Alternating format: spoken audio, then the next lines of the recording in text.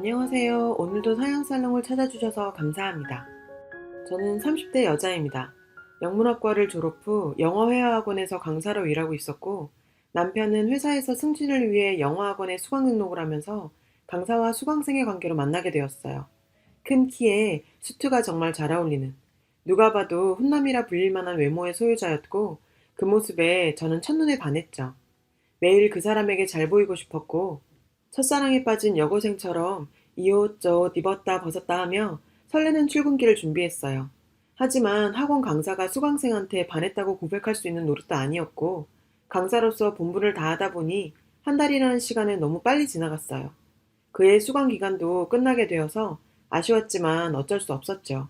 그리고 한 달쯤 뒤 그 사람에게 문자가 한 통 왔어요. 너무 반가웠습니다. 수연쌤, 저 승진했어요. 승진하면 제가 밥 사준다고 했잖아요. 언제 시간 괜찮아요? 정말 가슴이 콩쾅콩쾅 요동을 쳤고 머릿속에 온갖 생각이 다 들었어요. 주말에 만나자는 약속을 잡은 뒤부터는 일도 손에 안 잡히고 그 사람을 만날 생각에 설레이는 하루하루를 보냈어요. 주말에도 역시 멋진 수트를 입고 나왔고 선생님 덕분에 승진할 수 있었다며 근사한 레스토랑으로 저를 데려가서 저녁 식사를 대접해줬어요. 그때 제가 갑자기 무슨 용기가 난 건지 이 기회를 놓치면 앞으로 이 사람과 만날 기회조차 없을 것 같다는 생각에 좋아한다고 고백해버렸어요. 그는 알고 있었다는 듯이 미소 지으면서 저도 관심 없었으면 이렇게 비싼 식당에 데리고 왔겠냐면서 제 고백에 호응해줬고 저희는 사귀게 되었습니다. 그 이후 1년간 정말 불같은 연애를 했어요. 제가 보고 싶다고 하면 새벽에라도 달려와준 남친은 제 28번째 생일날 프로포즈를 했고 저희는 결혼을 약속했습니다. 양가 어른들의 결혼 승낙을 위해 지방에 있는 저희 집도 방문했는데요. 만두 가게를 하시던 부모님은 훤칠한 남편을 보고는 우리 딸이 이렇게 멋진 신랑감을 데리고 왔다며 좋아하셨고 따로 허락을 구할 필요도 없이 우리 딸 잘 부탁한다며 승낙해 주셨습니다. 올라가서 부모님 가져다 드리라며 만두도 포장해 주셨어요. 부모님이 싸주신 만두를 들고 남편 집을 방문했는데요. 어릴 때부터 사업을 하던 집이다 보니 어머니가 며느리에 대한 기대치가 높다며 조금 까다롭게 물어볼 수도 있다고 남편이 양해를 구했어요. 처음 뵙게 된 시부모님은 사업하시는 분들답게 소위 있으신 분들처럼 보이더라고요. 인사를 하고 저희 부모님께서 보냈다고 만두를 드렸어요. 어머님은 그 만두는 거들떠 보지도 않고 보자마자 신상 파악부터 하셨어요. 학교는 어디 나왔냐, 연봉은 얼마 받냐, 부모님은 뭐 하시는 분들이냐 등등 물으셨는데 사실 당황하긴 했지만 며느리 될 사람에게 돌려 말하지 않고 그냥 편하게 직접적으로 물어보는 거라고 생각하고 잘 대답했어요. 뭔가 어머님은 탁탁지 않으신 눈치였지만 아버님께서는 환영해 주시면서 시댁에서도 결혼 승낙을 받게 되었습니다. 하지만 행복해야 할 결혼 생활은 시어머니의 횡포로 초반부터 삐걱댔어요. 결혼 초부터 어머님은 가족에게는 안 가져도 될 이상한 우월의식을 가지고 저를 대하시더라고요. 사업하는 집안 사모님 대접을 받고 싶어 하셨고 그러다 보니 자연스럽게 만두 가게를 하는 저희 친정을 무시했죠. 결혼 후 6개월 정도 지났을 때쯤이었어요. 어머님께서 친구분들을 집으로 초대하셨고 저보고 잔치 음식을 준비하라며 집으로 부르셨어요. 강의 일정에 잡혀 있었지만 결혼 후 처음으로 어머님 친구들 모셔놓고 대접하는 자리여서 거절하기가 어려웠고 학원에 정말 어렵게 양해를 구하고 시댁으로 갔습니다. 어머님한테 이번 기회에 점수 좀 따보자는 심정으로 친구분들께 최선을 다해서 음식을 대접했어요. 그런데 거실에서 들려오는 어머님과 친구들의 대화에 제 가슴은 찢어졌습니다. 며느리 싹싹하고 요리도 잘하네. 며느리 잘 본 것 같아. 학교도 와이드 나왔다면서 손주 머리도 좋겠네. 지 머리가 똑똑하면 뭐하냐. 집안이 만두가게 하는 집안인데. 난 정말 몰랐다. 만두가게 하는 집하고 사돈 맺을 줄. 만두가게가 뭐 어때서 그래. 대구에서 맛집으로 유명하다면서. 요즘엔 그런 맛집들도 돈 잘 벌어야. 그래봤자 만두집이지. 어디 우리 집에 가당키나 하니? 집안만 문제야? 외모는 또 어떻고? 우리 아들 옆에 있으면 무슨 꼬맹이같이. 야야 그만해. 네 며느리 듣겠다. 저를 옆에 두고 제 외모를 평가하다니요. 그건 사업하는 양반들의 예인가요? 그래도 그건 참을 수 있겠는데 만두 만든다고 고생하시는 저희 부모님까지 조롱하는 대화를 듣고 저는 부엌 구석에서 소리 없이 엉엉 울었네요. 집에 돌아와서도 너무 분하고 억울해서 울면서 남편 퇴근하기만 기다렸고 남편이 오자마자 울면서 하소연했는데 남편은 뭐 그런 걸로 우냐며 어머니가 친구들끼리 며느리 흉도 보고 그럴 수도 있지. 그런 걸 꼬치꼬치 다 따지는 너도 참 이상하다며 오히려 저를 타박하더라고요. 그 후로도 말도 안 되는 일들이 있었지만 다 얘긴 안 할게요. 결국 제가 이혼을 결심하게 된 결정적인 사건이 터졌습니다. 시아버지의 환갑잔치를 앞두고 시어머님은 환갑 선물로 아버님 공장 직원들도 나눠주고 주변 동네 사람들한테도 준다며 친정에서 만두를 좀 보내줬으면 좋겠다고 말씀하셨어요. 저도 아버님 환갑인 만큼 그 정도는 제가 돈을 내더라도 해드릴 수 있다고 생각해서 친정 부모님께 만두 200인분을 주문했어요. 엄마 아빠는 제가 돈 드린다고 해도 한사코 거절하셨고 시댁에 보내는 만두인 만큼 가게도 닫아놓고 더 열심히 만드셨죠. 아버님 환갑잔치 날 저는 몇 달 전부터 잡혀있던 특강으로 잔치 준비에 처음부터는 참석하지 못했어요.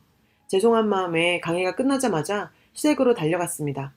제가 도착한 순간 머리가 새하얘졌어요. 거기서 엄마와 제 동생이 전을 굽고 있는 거예요.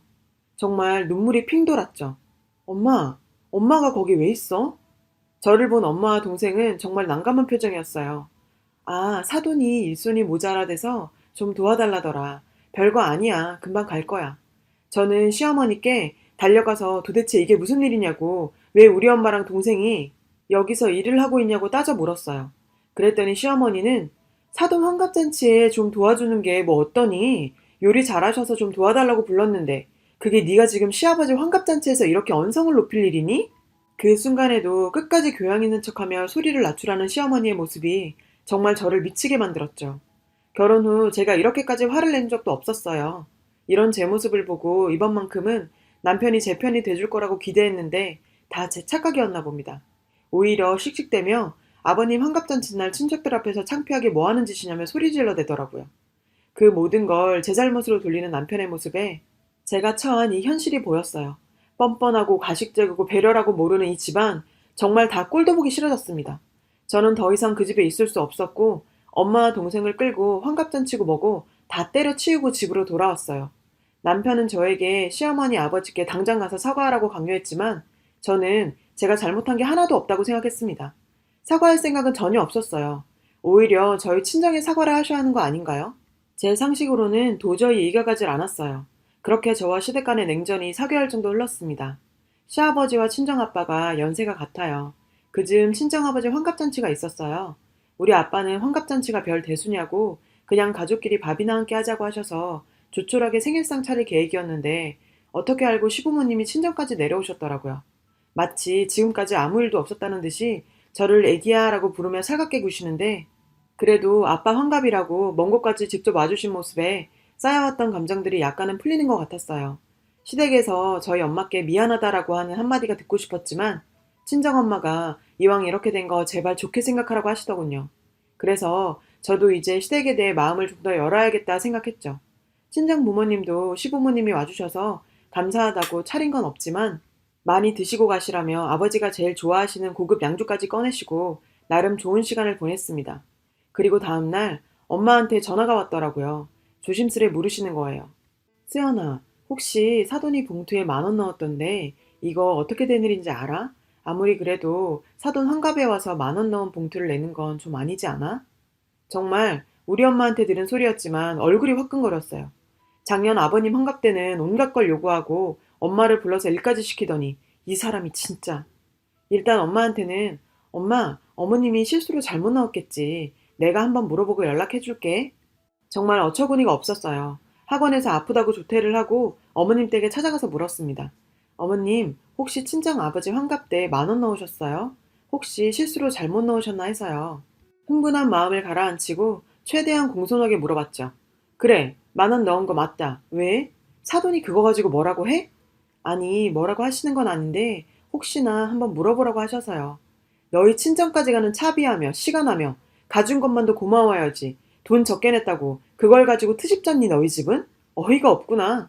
정말 어이가 없는 건 저였는데 그걸 오히려 적반하장으로 나오는 어머님을 보니 저도 지금까지 열심히 부여잡고 있던 이성의 끈이 똑 하고 끊어지더라고요.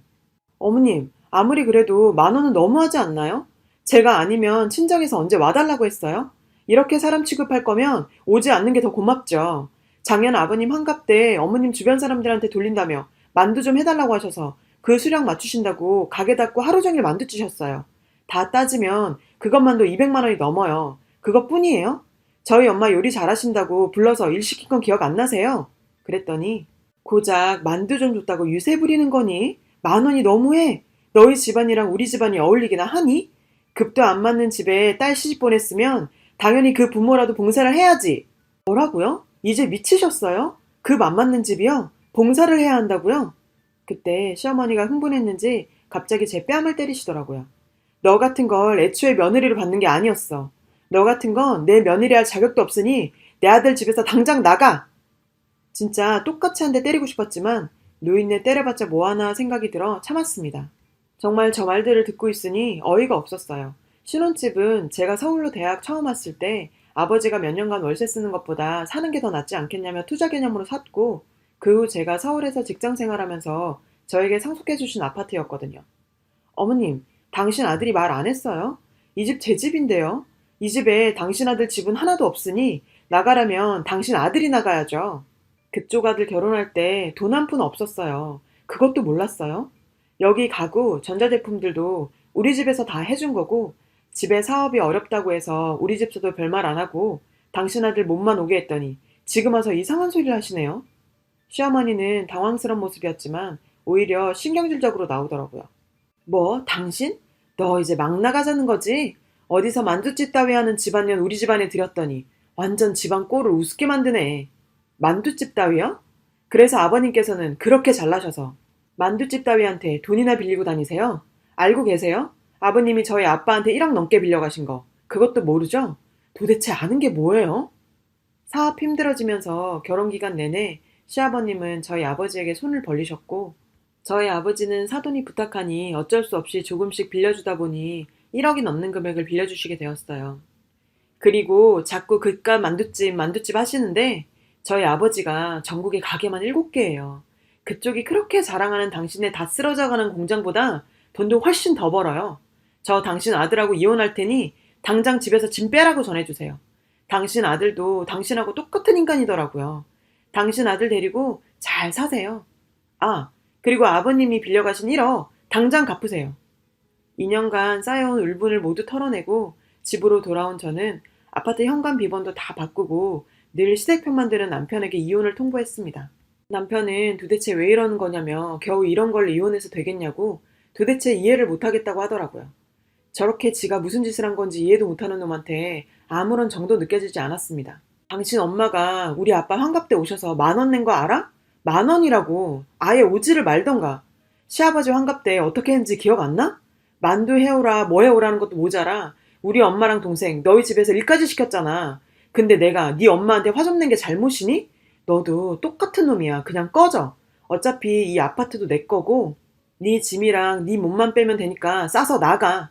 아니다. 당장 나가라. 넌 이 집에 다시 들어올 생각도 하지 마. 내가 짐 다 싸서 너희 집으로 보낼 테니 앞으로 연락하지 마.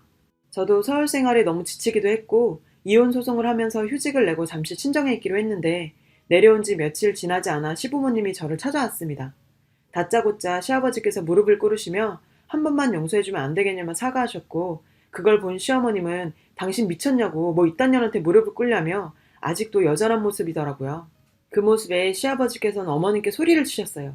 이 집안 말아먹으려니 아들 이혼남 만드는 것도 모자라 남편 빚쟁이 만들 생각이야? 내가 다 설명했잖아. 그렇게 머리가 안 돌아? 우리가 지금 당장 1억 2천이 어딨다고. 너도 당장 빌어. 어쩌겠어요. 돈이 없어서가 아니라 인성이 저 모양이니 꿇어야죠. 참, 저를 무시하던 시어머니가 제 앞에 무릎 꿇고 있다는 사실에 속이 시원하더라고요. 저희 부모님께는 제가 있었던 일을 다 말씀드리지도 않았고 친정도 장사하느라 제가 시집에서 어떤 취급당했는지 자세히 알지는 못했다고 하셨는데 서돈이 와서 무릎까지 꿇으니 일의 심각성을 알게 되신 거예요. 아버님과 남편은 저에게 계속 빌었고 시어머니는 여전히 뚱하더라고요. 사람이 단번에 바뀌겠어요. 여기서 물러서면 저만 또 바보 되는 게 불보듯 뻔한데요. 3-4시간을 그렇게 앉아서 빌다 돌아가셨어요. 친정에선 네가 원하는 대로 하라며 채권 권한을 저에게 이임해 주셨죠. 저는 그 시부모의 채권자가 되었습니다. 이혼은 절대 안 된다고 고집을 부려서 현재 이혼 소송에 들어가 있습니다. 평소 제가 친정에 와 있어도 관심조차 없더니 이혼 소송을 진행하는 내내 남편은 매일매일 전화오고 주말엔 여기까지 내려와서 자기가 잘못했다고 한 번만 봐줄 수 없겠냐며 같은 말만 되풀이하는 중입니다. 돈 때문에 저러는 거죠. 제가 왜 모르겠어요. 저를 이렇게 아낄 사람이었으면 그렇게 상처받게 내버려 두지도 않았겠죠. 진즉 저를 보호했어야죠. 절대로 용서할 생각 없습니다. 끝까지 돈 다 받아내고 그 사람들 바닥까지 가던 말던 상관없이 살렵니다. 누군가한테 응원도 받고 싶고 많은 생각이 들어 글을 쓰기 시작했는데 왠지 마음 정리가 되는 것 같네요. 읽어주신 모든 분들 행복한 삶 사시길 바랍니다. 여러분, 사연 댓글에 응원과 현명한 조언 부탁드려요. 좋아요와 구독은 저에게 큰 힘이 됩니다. 오늘도 좋은 일 가득하세요.